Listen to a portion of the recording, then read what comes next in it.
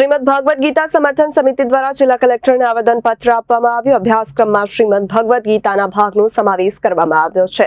શ્રીમદ ભગવદ ગીતા સમર્થન સમિતિ દ્વારા જિલ્લા કલેક્ટરને આવેદન પત્ર આપવામાં આવ્યું છે। અભ્યાસક્રમમાં શ્રીમદ ભગવદ ગીતાના ભાગોનો સમાવેશ કરવામાં આવ્યો છે અને આ કેટલાક લોકો વિરોધ કરી રહ્યા છે। આ સમર્થન બાબતે જિલ્લા કલેક્ટરને આવેદન પત્ર આપવામાં આવ્યું છે। શ્રીમદ ભગવદ ગીતાના અધ્યયનથી નાનપણથી જ હતાશા અને નિરાશાથી બાળકોને બહાર લાવી શકાય છે। કેટલાક લોકો આ મૂલ્ય નથી સમજતા અને તેને જ લઈને આવેદન પત્ર આપવામાં આવી રહ્યું છે।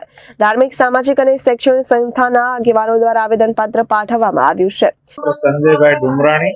સંજયભાઈ, કલેક્ટર કચેરીએ શું રજૂઆત લઈને આવું કર્યું? સમગ્ર ગુજરાત રાજ્યમાં પાઠ્યપુસ્તકમાં જ્યારથી ભગવદ ગીતાજીના પાઠનો સમાવેશ કરવામાં આવ્યો છે ત્યારથી બાળકોમાં ખૂબ ખુશી છે અને આ પગલાને, સરાહનીય પગલાને, કારણ કે ભારતની સંસ્કૃતિ એ શ્રીમદ ભગવદ ગીતા છે।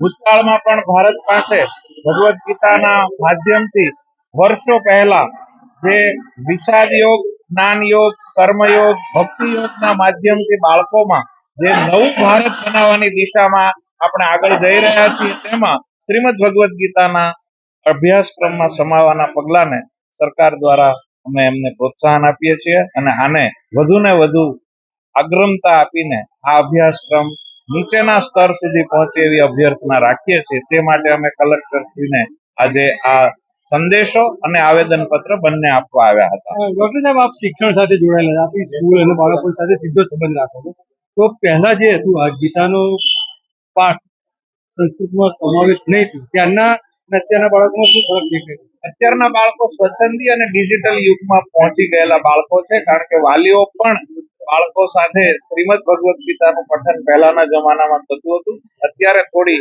એમાં જે ગતિમાં ઓટ આવી છે અને શ્રીમદ ભગવદ ગીતા એ માત્ર ધાર્મિક ગ્રંથ નથી પરંતુ જીવનનો ગ્રંથ છે, જીવન જીવવાની જડીબુટ્ટી છે એવું જયારે સમાજમાં પ્રતીતિ થયું અને સરકારશ્રીએ આ પગલાને આગળ વધાર્યું છે એના માટે અમે કલેક્ટરશ્રીને અભિનંદન આપીએ છીએ અને પ્રત્યેક ધર્મમાં, પ્રત્યેક રાષ્ટ્રમાં, પ્રત્યેક દેશમાં શ્રીમદ ભગવદ ગીતાનો જે પ્રચાર થયો છે કે ક્વોન્ટમ ફિઝિક્સ હોય કે પછી અધ્યાત્મની વાત હોય, શ્રીમદ ભગવદ ગીતાના અધ્યાયોમાં આપણે જોઈ રહ્યા છીએ કે માણસને પોતાનું કર્તવ્ય અને ધર્મ બતાવે છે।